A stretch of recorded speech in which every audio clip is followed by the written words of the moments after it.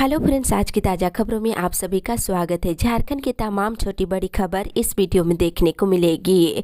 सबसे पहले बड़ी खबर, झारखंड में पंचायत चुनाव होगा मार्च में। एक बड़ी खबर कि झारखंड में त्रिस्तरीय पंचायत चुनाव मार्च महीने में होना तय है।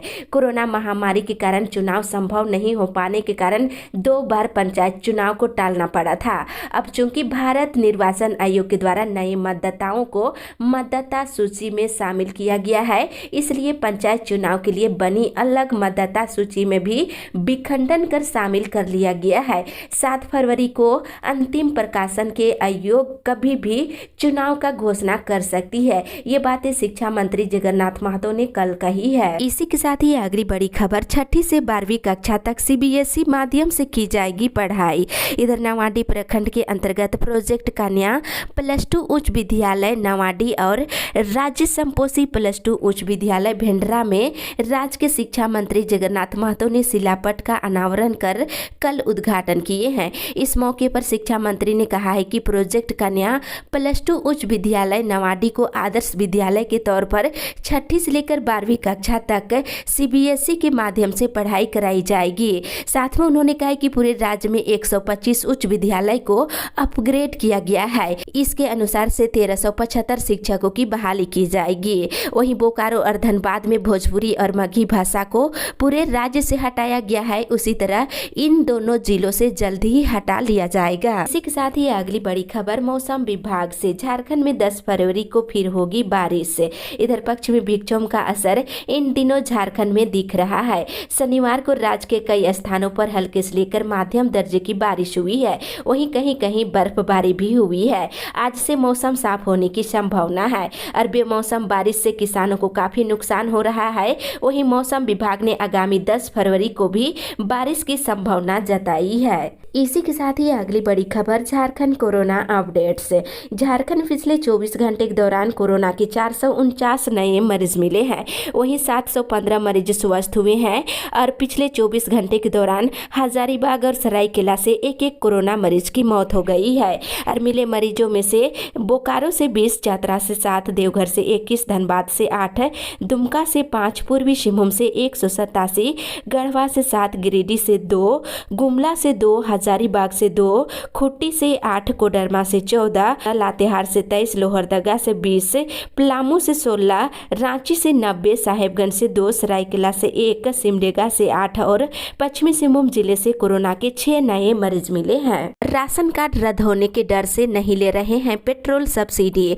इधर गरीबों को राहत देने के लिए सरकार ने पेट्रोल सब्सिडी योजना शुरू की है। सरकार गुलाबी, पीला, हरा राशन कार्डधारियों को इस योजना का लाभ दे रही है। हालांकि सरकार की इस योजना को लेकर अधिकांश लाभुक संशय में है। उन्हें डर है कि यदि इस योजना को लेकर के आवेदन करते हैं, बाइक नंबर उल्लेख करते हैं, तो कहीं उसका राशन कार्ड रद्द ना हो जाए। और राज्य के कई जिलों के कई प्रखंडों से इस योजना के लिए आवेदन नहीं आ रहे हैं। अब इसके बाद प्रशासन ने योजना का लाभ लोगों तक पहुंचाने के लिए जन वितरण प्रणाली के दुकानदारों और ग्राम सभा के माध्यम से लोगों को जागरूक करने का निर्णय लिया है। इसी के साथ ही अगली बड़ी खबर, स्कूली बच्चों को फिर से मिलेगा भोजन का पैकेट। इधर झारखंड में स्कूलों में पढ़ने वाले बच्चों के लिए मध्याह्न भोजन के कुकिंग कास्ट की राशि से फूड पैकेट तैयार करके देने की एक बार फिर से तैयारी शुरू कर दी गई है। फूड पैकेट अप्रैल 2021 से जनवरी 2022 तक के लिए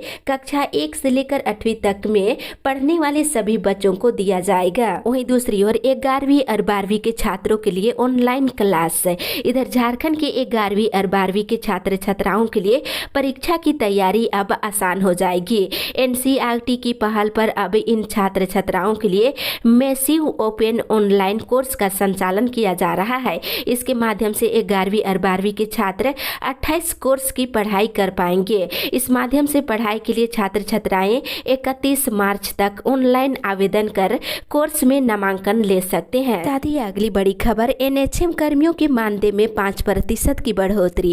एक बड़ी खबर की झारखंड में राष्ट्रीय स्वास्थ्य मिशन के तहत काम कर रहे कर्मचारियों के लिए अच्छी खबर है। उनके मानदेय में 5% की वृद्धि की गई है। राज्य में एनएचएम के अधीन अनुबंध पर पर काम कर रहे 9,000 से अधिक कर्मियों को इसका लाभ मिलेगा। ये लाभ 1 अप्रैल 2021 से मिलेगा। इसी के साथ ही अगली बड़ी खबर, निजी मेडिकल कॉलेजों में फीस को लेकर के नया नियम लागू। इधर निजी मेडिकल कॉलेजों में आधे सीटों पर फीस सरकारी मेडिकल कॉलेजों के फीस के बराबर होगी, जबकि बाकी 50% सीटों पर फीस का निर्धारण वास्तविक लागत के आधार पर होगा। राष्ट्रीय चिकित्सा आयोग ने नए सत्र से मेडिकल कॉलेजों के लिए ये नियम बना दिया है। इसको लेकर गुरुवार को आदेश भी जारी कर दिए गए हैं। इसी के साथ ही अगली बड़ी खबर, दूरदराज के लोगों को कैसे मिलेगा योजनाओं का लाभ है।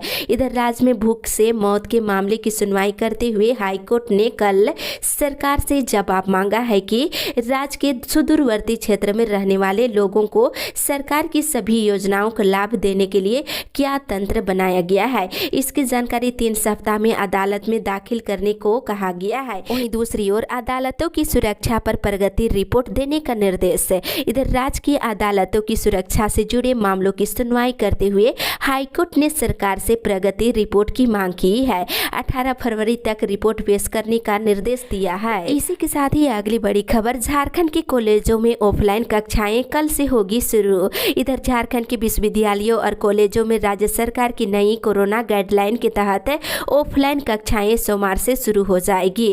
रांची विश्वविद्यालय ने 2 फरवरी से ही ऑफलाइन कक्षाएं शुरू करने का निर्देश जारी कर दिया था, लेकिन इसके ज्यादातर स्नातकोत्तर विभागों और कॉलेजों में 7 फरवरी से ऑफलाइन कक्षाएं शुरू होने जा रही है। वहीं केंद्रीय विश्वविद्यालय झारखंड में सभी कक्षाएं और बिरसा कृषि विश्वविद्यालय में स्नातक की कक्षाएं 14 फरवरी से ऑफलाइन चलेगी। साथ ही ऑफलाइन कक्षा में छात्र छात्राओं की उपस्थिति की वैधता नहीं रखी गई है। इसी के साथ ही अगली बड़ी खबर, छात्रवृत्ति के आवेदन नहीं हो रहे सत्यापित।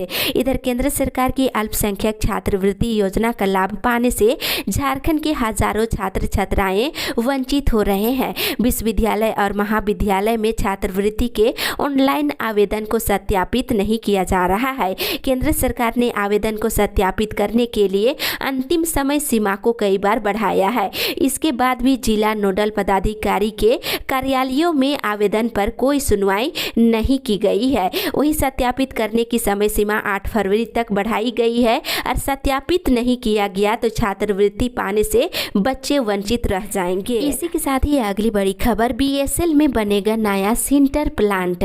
इधर बताते चले कि बोकारो स्टील का भारत सरकार के वन एवं पर्यावरण मंत्रालय ने नई परियोजनाओं के लिए पर्यावरणीय स्वीकृति प्रदान कर दिया है। इसमें सबसे बड़ा काम नए सिंटर प्लांट का है। बोकारो स्टील 3.7 मिलियन टन का नया सिंटर प्लांट स्थापित करने वाला है। इसके स्थापित होने के बाद बोकारो स्टील में सिंटर उत्पादन करने की क्षमता 5 मिलियन टन से बढ़कर 8.7 मिलियन टन हो जाएगी। बोकारो इस्पात संयंत्र में ऑपरेटर कम टेक्नीशियन ट्रेनिंग पद के लिए कौशल प्रशिक्षण में शामिल उम्मीदवारों का अंक प्रमाण पत्र यानी रिजल्ट जारी कर दिया गया है। वेबसाइट में जाकर के देख सकते हैं। इसी के साथ ही अगली बड़ी खबर, विश्वविद्यालय का हर कोर्स अब दिखाएगा रोजगार की राह, नहीं रहेंगे कोई बेरोजगार। इधर हर पढ़े लिखे युवा को रोजगार मुहैया कराने की राह थोड़ी आसान हो सकती है। यूजीसी अब उच्च शिक्षा से जुड़े सभी कोर्स को कुछ इस तरह से डिजाइन कर रहा है, जिसमें डिग्री के साथ साथ कौशल का प्रशिक्षण दिया जाएगा। ये उसी कोर्स या क्षेत्र से संबंधित होगा जिसमें छात्र पढ़ाई कर रहे हैं। इसमें डिग्री, डिप्लोमा और सर्टिफिकेट जैसे सभी स्तर के कोर्स शामिल है। माना जा रहा है कि नए शैक्षणिक सत्र यानी कि 2022-23 से इन सभी कोर्सों की पढ़ाई शुरू कर दी जाएगी। इसी के साथ ही अगली बड़ी खबर, जानबूझकर भाषा पर विवाद करा रही सरकार। इधर आजसू पार्टी के बोकारो जिला प्रवक्ता ओम प्रकाश सहगल ने कहा है कि भाषा विवाद के बाद झामुमो नेता असंतुलित हो गए हैं। झारखंड के लोगों को नियोजन देने की बजाय जानबूझकर भाषा विवाद कर मुद्दों से ध्यान भटकाने का काम कर रही है। खतियान आधारित स्थानीय नीति देने के नाम पर ही झामुमो सत्ता में आई थी। वहीं दूसरी ओर 1932 का खतियान लागू करने की मांग है। इधर आदिवासी सिंगेल अभियान की कल बोकारो जिला में बैठक हुई। बैठक में जिला अध्यक्ष सुखदेव मुर्मू ने कहा है कि झामुमो ने 1932 के खतियान का वादा किया है और झामुमो अपने वादे को पूरा करे, अन्यथा झारखंड की संथाली, मुंडारी हो, खड़िया, कुड़ुक, खोरठा, कुरमाली, नागपुरी, पंचपरगनिया, मूलवासी भाषा की संस्कृति व परंपरा के आधार पर स्थानीय नीति लागू करने की मांग किए हैं। इसी के साथ ही अगली बड़ी खबर, शिक्षा मंत्री से की अस्थायीकरण और उचित मानदेय देने की मांग है। इधर आंगनबाड़ी केंद्र की सेविका सहायिकाओं ने शिक्षा मंत्री जगन्नाथ महतो से अस्थायीकरण और उचित मानदेय देने की मांग कल की है। इस पर शिक्षा मंत्री ने आश्वस्त करते हुए कहा है कि सरकार जल्द ही आंगनबाड़ी कर्मचारियों को अस्थायीकरण और उचित मानदेय देने का काम करेंगे। दूसरी ओर सरकार का पुतला दहन, जल्द पंचायत चुनाव कराने की मांग है। इधर भोजपुरी और मगही को क्षेत्रीय भाषा की सूची में शामिल करने के खिलाफ आदिवासी सेंगेल अभियान ने भुरसाबाद चौराहे पर झारखंड सरकार का कल पुतला दहन किए हैं। वहीं फूलचंद किस्कू ने राज्य सरकार से संथाली भाषा को झारखंड की प्रथम राजभाषा का दर्जा देने की मांग किए हैं। साथ ही सरना धर्म कोड लागू करने और झारखंड हित में डोमिसाइल और नियोजन नीति लागू करने के साथ ही पंचायत चुनाव अविलंब कराने की मांग की है। इसी के साथ ही अगली बड़ी खबर, 3 महीने से नहीं मिली मनरेगा मजदूरों को मजदूरी। इधर स्थानीय तौर पर रोजगार उपलब्ध कराने की कोशिशों पर पानी फिरता नजर आ रहा है। मनरेगा से मजदूरों को रोजगार देने के दावे पर भी सवाल उठने लगे हैं। मजदूरों को काम तो मिला, लेकिन 3 महीने से मजदूरी नहीं मिली है। इससे उनके समक्ष रोजी रोटी को लेकर संकट उत्पन्न हो गया है। मजदूरी में विलंब के कारण सक्रिय मजदूरों की संख्या भी घटने लगी है। लोहरदगा जिले में बीते 3 नवंबर 2021 से मनरेगा मजदूरों का मजदूरी भुगतान बकाया हुआ है। इसी के साथ ही अगली बड़ी खबर, कोरोना से मृत लोगों के स्वजनों को मिला 50-50 हजार। इधर गुमला जिले में कोरोना से दिव्यांग हुए लोगों के स्वजनों को जिला प्रशासन के द्वारा 50-50 हजार रुपये मुआवजा दिया गया है। जिले में कुल 38 लोगों के परिजनों या आश्रितों को ये राशि दी गई है। वहीं अपर समाहर्ता सह नोडल पदाधिकारी सुधीर कुमार गुप्ता ने बताया है कि विभाग के निर्देश अनुसार प्राप्त आवेदन के आलोक में राशि दी जा रही है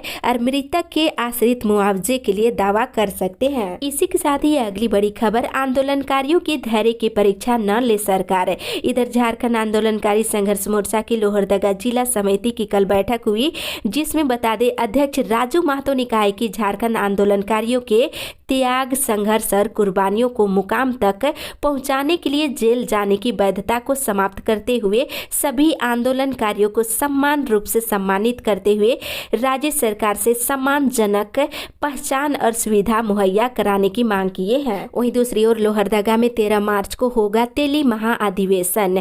इधर तेली समाज के लोगों ने सभी की सहमति से निर्णय लिया है कि आगामी 13 मार्च को भव्यता के साथ लोहरदगा में तेली महाअधिवेशन का आयोजन किया जाएगा। इसी के साथ ही अगली बड़ी खबर, मैट्रिक इंटर की परीक्षा को लेकर जैक अध्यक्ष ने भेजा पत्र। इधर एक ओर जहां बिहार में 17 फरवरी से मैट्रिक की परीक्षा शुरू होने जा रही है और 1 फरवरी से इंटर की परीक्षा शुरू हो चुकी है, वहीं दूसरी ओर जैक अब तक तिथि घोषित करने की ही रूपरेखा तैयार कर रहा है। शुक्रवार को जैक सचिव महिप सिंह ने विभाग के पदाधिकारियों के साथ वर्चुअल बैठक कर परीक्षा केंद्रों का जायजा लेने का निर्देश दिया है। वहीं जैक अध्यक्ष ने शिक्षा सचिव को पत्र भेजकर मैट्रिक इंटर की परीक्षा की तिथि घोषित करने का आग्रह किया है। इसी के साथ ही अगली बड़ी खबर, उड़ान भरने के लिए देवघर एयरपोर्ट तैयार। इधर शनिवार को देवघर एयरपोर्ट लिमिटेड के चेयरमैन सह क्षेत्रीय कार्यपालक निदेशक मनोज गंकल ने तकरीबन 4 घंटे तक एयरपोर्ट की समीक्षा की है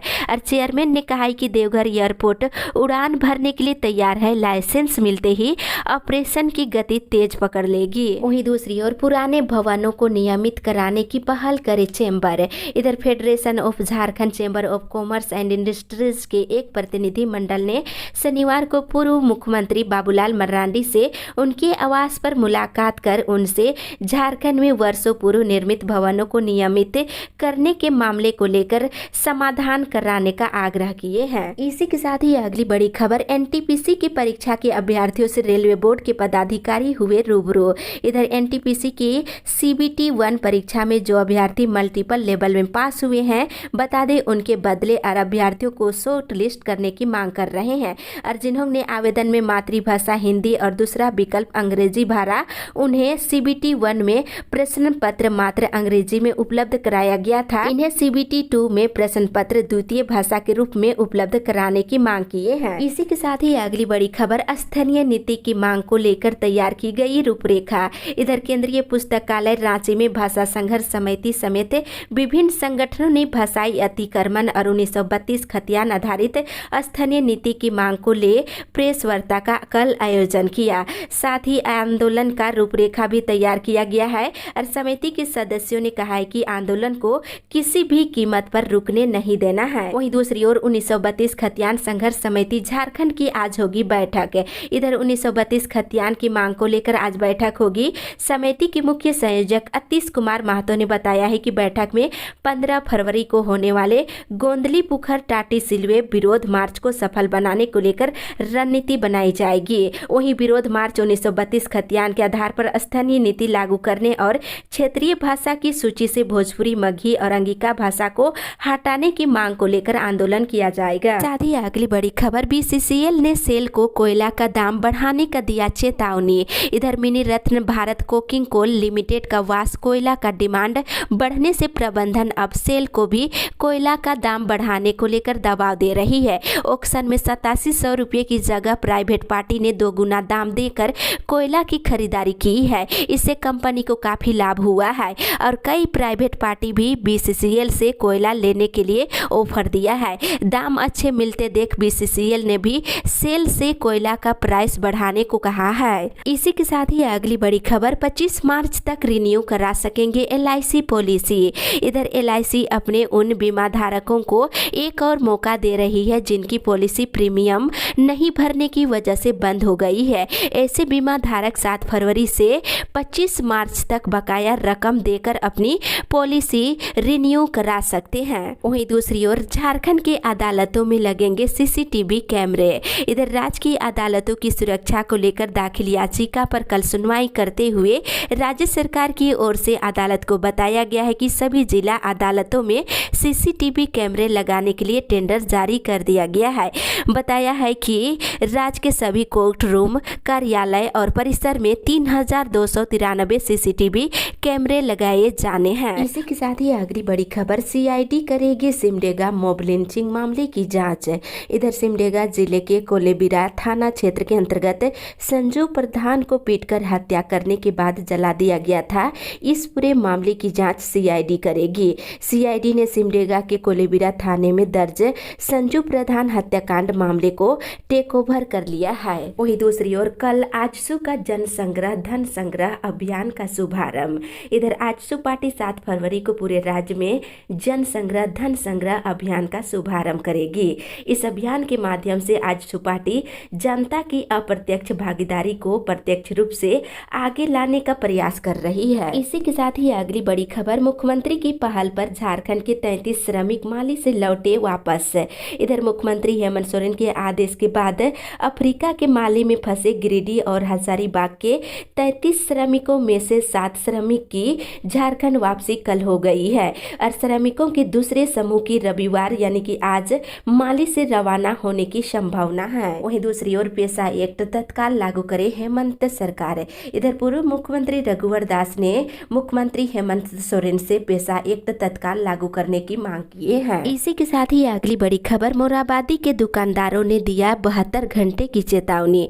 इधर मोराबादी के सैकड़ों दुकानदार ने शनिवार को दुकान खोलने को लेकर रांची नगर निगम को 72 घंटे का चेतावनी दिया है। दुकानदारों ने कहा है कि अगर सोमवार तक निगम की ओर से वैकल्पिक जगह मुहैया नहीं कराई गई तो अपनी रोजी रोटी और परिवार के भरण पोषण के लिए मंगलवार से वे जबरन दुकानें खोलेंगे। इसके साथ ही इधर रांची लोहरदगा रेल लाइन पर नगरी में बनेगा अंडरपास। इधर रांची लोहरदगा रेल लाइन पर रेल प्रशासन के अधिकारी शनिवार को नगरी के महतो टोली पहुंचकर स्थल का निरीक्षण कर यहां अंडरपास बनाने का आश्वासन दिया है। इसी के साथ ही अगली बड़ी खबर, नदियों से धड़ल्ले हो रहा बालू का अवैध उत्खनन।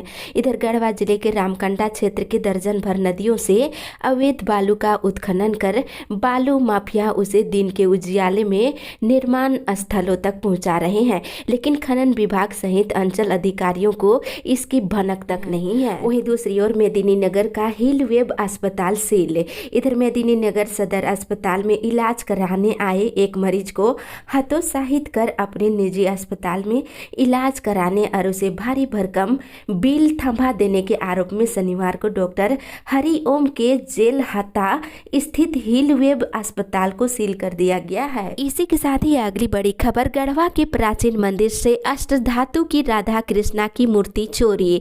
इधर गढ़वा जिले के काड़ी प्रखंड में 2 साल बाद मूर्ति चोरी ने फिर से धार्मिक आस्था पर चोट पहुंचाया है। इससे लोगों में काफी आक्रोश है। इस बार शुक्रवार की देर रात लगभग 150 साल पुराना गरदाहा मठ स्थित श्री राधा व कृष्णा जी की 2 बेशकीमती मूर्तियों की चोरी कर ली गई है। वहीं दूसरी ओर 8 मई को खुलेगा बद्रीनाथ धाम के कपाट।